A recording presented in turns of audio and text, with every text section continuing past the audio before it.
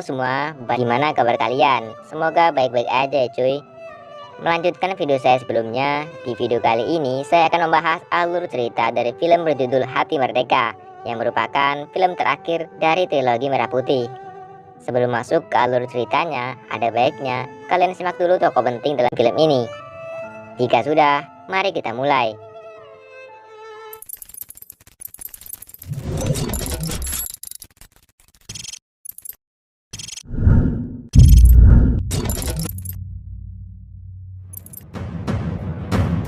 Di awal film, kita akan diperlihatkan Kapten Amir dan pasukannya yang ditugaskan untuk mencuri berkas penting milik Belanda. Marius bertugas menyalin berkas tersebut. Senja, Dayan, dan Budi yang bertugas mengalihkan perhatian orang-orang Belanda. Sedangkan Kapten Amir dan Thomas berjaga-jaga dari kejauhan dengan snipernya.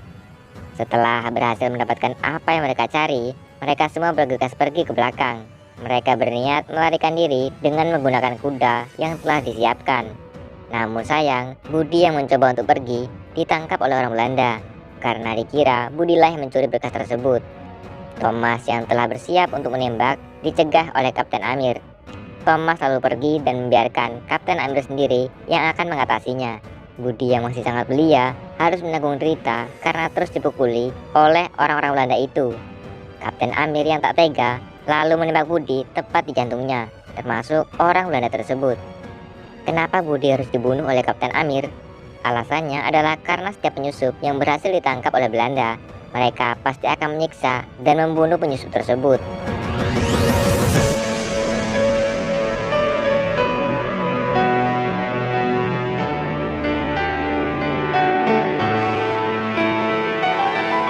Kematian Budi menimbulkan duka yang mendalam bagi Kapten Amir dan lainnya, khususnya Kapten Amir yang sangat terpukul dengan kematian Budi. Bagaimana tidak, Budi adalah seorang anak yang banyak berjasa pada setiap misi yang mereka jalankan. Sekarang, Budi justru harus tewas di tangan kaptennya sendiri. Sementara itu, terlihat Thomas dan Senja yang sedang melihat pentas seni di pusat kota. Di sini, Thomas sebenarnya ingin memberikan sebuah hadiah kepada Senja, namun ia sangat grogi untuk memberikannya. Karena terlalu grogi, Thomas justru mengajak Senja untuk menikah. Senja shock mendengar hal itu karena ia masih ingin berperang melawan Belanda dan belum ingin melakukan pernikahan. Sementara itu, di sebuah bar terlihat Marius yang sedang meminum alkohol sambil mengingat masa lalunya. Dulu, ketika Marius meminta izin untuk menjadi tentara Indonesia, ayah Marius sangatlah marah kepadanya. Ayahnya ini sangat benci dengan yang namanya revolusi karena kehidupan mereka sangat bergantung dengan Belanda. Meskipun sempat dilarang, Marius kala itu tetap bertekad ingin menjadi tentara Indonesia. Marius tersadar dari lamunannya ketika Thomas mendatanginya. Thomas sendiri merasa putus asa dalam mendekati Senja. Marius yang mengetahui hal itu lalu mengejaknya dan memperlihatkan pada Thomas cara mendapatkan hati seorang wanita.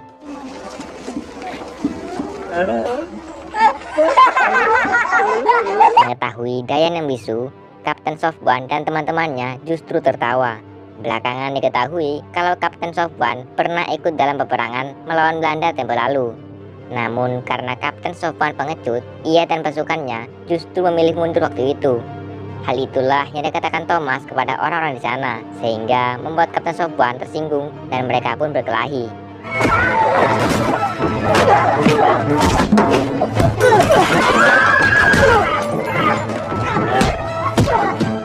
Mengetahui pasukannya berkelahi, Mayor Fadli tentu saja sangatlah marah. Kapten Amir datang dan meminta maaf atas kelakuan anak buahnya. Setelah itu, mereka diberikan sebuah misi untuk membunuh salah satu jenderal Belanda bernama Reimer yang saat itu sedang berada di Bali.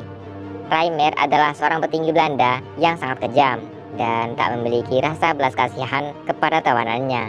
Hal ini terbukti ketika Reimer menghabisi keluarga Thomas tanpa rasa belas kasihan sedikit pun. Semua setuju.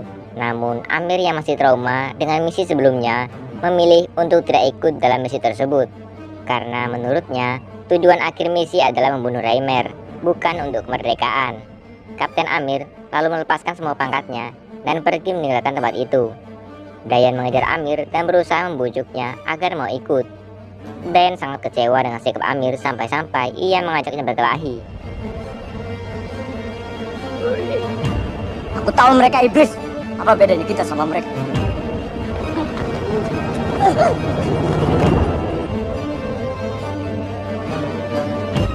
Amir kembali ke rumah dan bertemu dengan istrinya.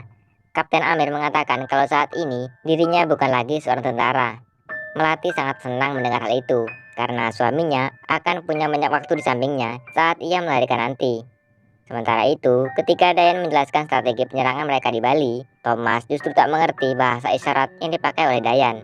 Marius yang paham mencoba menjelaskannya kepada Thomas, sedangkan Dayan yang kesal lalu pergi dari ruangan itu. Singkat cerita, mereka mulai melakukan perjalanan ke Pulau Bali dengan menggunakan kapal yang telah disewa. Di sisi lain, Amir sekarang beralih profesi menjadi seorang guru. Namun itu tidak membuat hidupnya menjadi tenang. Karena itu, Amir kembali meminta izin kepada istrinya untuk berangkat ke Bali demi menyelesaikan tugasnya. Dengan berat hati, Melati mengizinkannya dan Amir pun berangkat.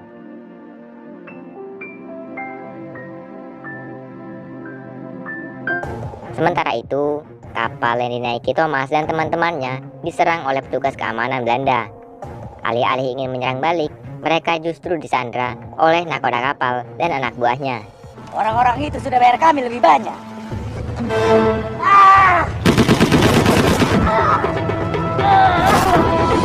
Setelah berhasil membunuh nakoda dan kawanannya, kini mereka harus dikejar oleh petugas keamanan Belanda. Sebentar lagi saja. Sebentar lagi.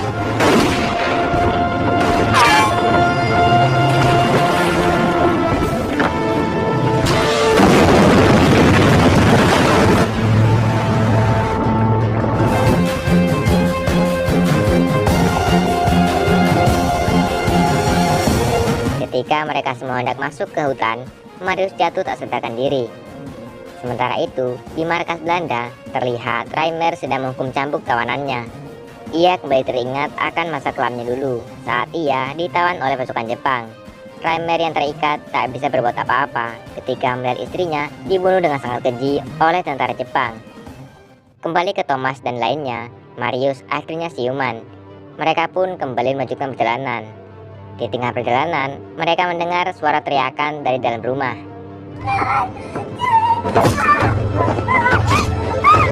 Naasnya, Marius ditusuk oleh tentara Belanda yang membuat dirinya kembali pingsan. Wanita itu histeris saat melihat orang tuanya sudah tewas bersimbah darah.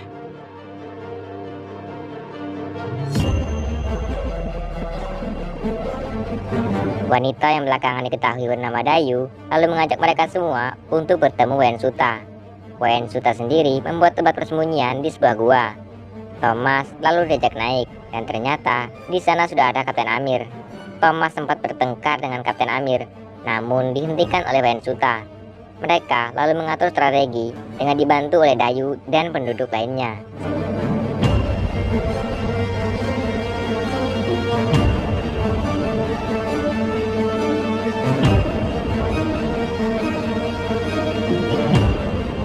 Sementara itu, kondisi Marius makin hari kian memburuk.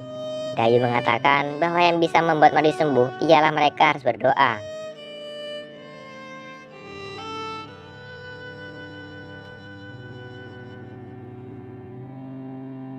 Dan benar saja, tak lama Marius akhirnya siuman.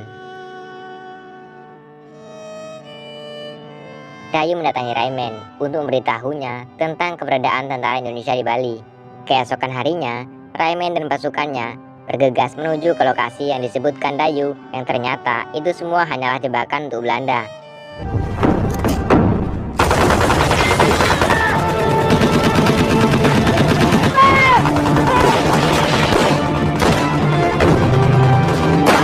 Sayangnya, Belanda telah mengantisipasi hal tersebut, sehingga yang diserangnya saat itu bukanlah Raimen yang sebenarnya.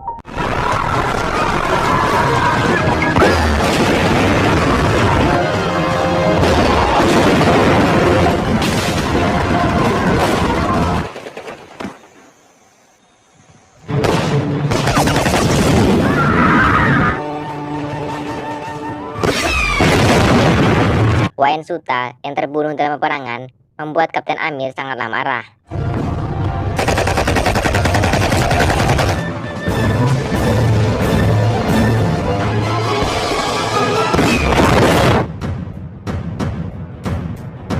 Marius yang memiliki dendam kepada Rayman berusaha membunuhnya. Rayman berhasil melarikan diri, namun ia harus berhenti setelah jalan yang dilaluinya buntu.